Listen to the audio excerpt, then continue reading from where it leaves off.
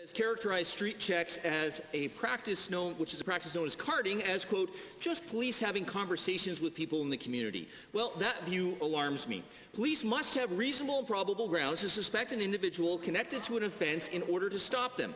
Randomly asking citizens for ID, recording their personal information, violates their fundamental right against arbitrary detention. It's also a form of psychological detention because they do not feel they can just walk away, even though that is their right. So to the Minister, how many police services in Alberta card their citizens? Honourable Minister of Justice and Solicitor General.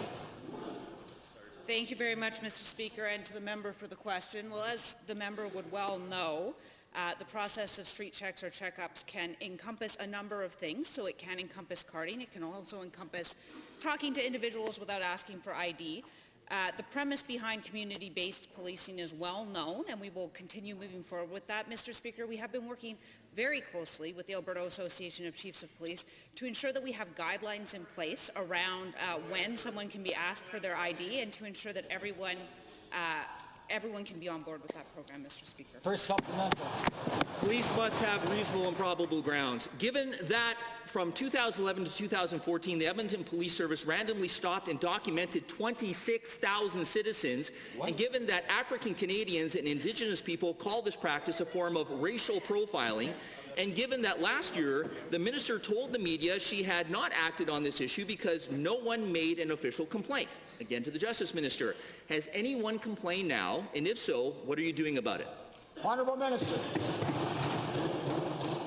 Thank you very much, Mr. Speaker, and to the member for the question. I think I'd like to begin by pointing out that the statistics from 2011 to 2014 were when the member's party was in government.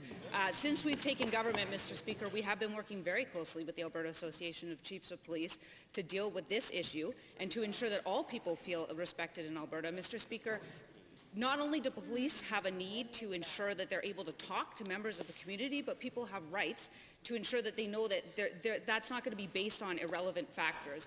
We're moving forward with that plan to make sure that everyone feels respected. Thank you, Honourable Minister. Thank you. I was a police officer during that time, and that was not my instructions to the people that worked for me. So given that carding violates the privacy rights of tens of thousands of Albertans, and given that research shows that carding results in institutional racism at the hands of police, to the same minister, will you direct Alberta's police services to stop the unlawful practice of carding? Yes or no? Honourable Minister. Thank you very much, Mr. Speaker, and to the member for the question. Well, I think the member will be aware that reasonable suspicion is a grounds for detention, but in this case we're not always talking about detention. We're talking about a number of different practices, which is why we are working very carefully with the Alberta Association of Chiefs of Police to ensure that this issue is addressed so that police can attain their objective of making sure that everyone is safe while at the same time respecting the rights of all members of society, Mr. Speaker.